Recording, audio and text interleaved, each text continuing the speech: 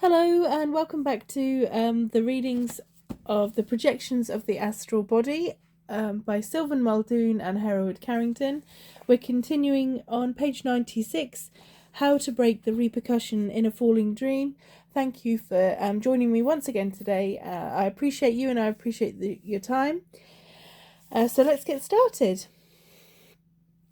After we experience a falling dream repeatedly, on its recurrence we know while falling that it is a falling dream, and we dread to hit the bottom. Now I discovered long ago that one can break a falling dream, merely by letting himself go.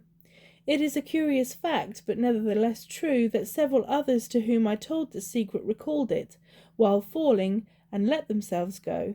Every one of them testified that the repercussion was then almost insignificant. Do not fear hitting the bottom, just let yourself fall, and the repercussion, if any, will be slight. Fear speeds up the fall.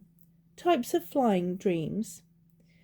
There are several variations of the flying dream, almost as many as there are positions for the astral body to assume and movements for it to make, as it oscillates in the air, over the physical body, or on the surface of the ground.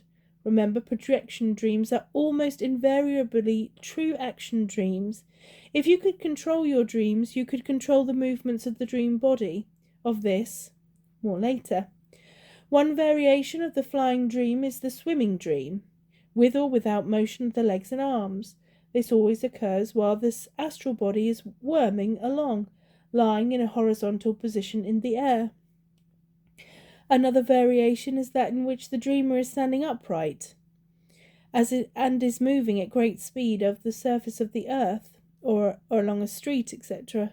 One is actually doing this in the dream body during many such dreams, for example, moving at the intermediate speed.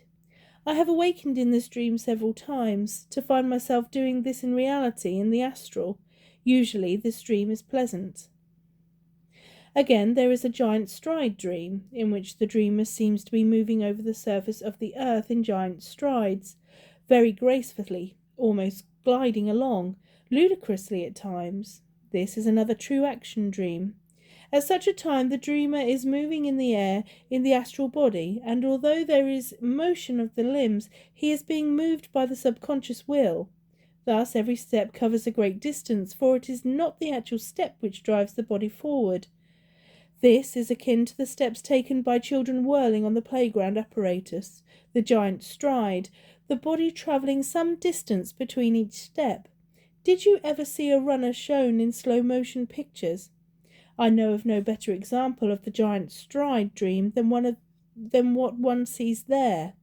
The gliding effect, the gracefulness, the apparent lack of weight, etc., as if the runner were sustained by the air, each step covering a great distance. The flapping dream. A typical inside chord activity range dream is the body flapping dream. In it, the dreamer prances around while his body seems to be very lax and flaps upward and downward, much as the body and arms of a horseback rider flap upward and downward when the horse is on the run. In this dream, the body seems to be very light, and the jumps are often graceful, coming in at regular intervals in rapid succession. Often the dreamer will advance along a street or some other path in a like manner. At other times it seems to be only the head of the dreamer which does the flapping or jerking, and this very pronounced. This dream is usually caused by cord activity, the push and pull in the cable causing the dream body to jerk to and fro. With some persons the dream is as if they were jumping along like a rabbit. Usually the flapping is exaggerated, and it may seem ages between one flap to the next. Head thumping dream. This is commonly experienced within cord activity range dream. The dreamer always dreams that someone or something is thumping him over the head. This thumping is very pronounced and regular.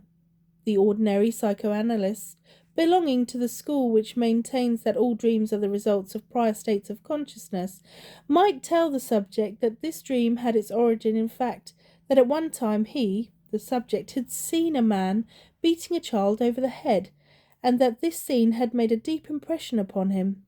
This would be about as far from the truth as the Adam and Eve story. The head-thumping dream is brought about, as a rule, by the pronounced pulsations of the heart, transmitting through the cable which makes its point of contact at the back of the head in the dream body. 9 times out of 10, when the projector becomes conscious within cord activity range, he feels the pulsations in the astral cable, in the medulla oblongata region, even before his consciousness is clear enough to tell him what is happening. It will not be out of place to state here that all dreams cannot be accounted for by prior states of consciousness. It should be understood also that I do not contend that all of the dreams which I have mentioned are caused by the astral body activities, but that many of them are, for example, a floating dream, and that can often result from gas collected under the diaphragm and crowding the heart, giving rise to the sensation of being in the air. I'm just going to stop on page 99, and then I will continue dream of moving towards the phantasmal object. My door is knocking, so I'm going to have to go until it goes silent again. Thank you. I will be reading to you soon. Bye bye.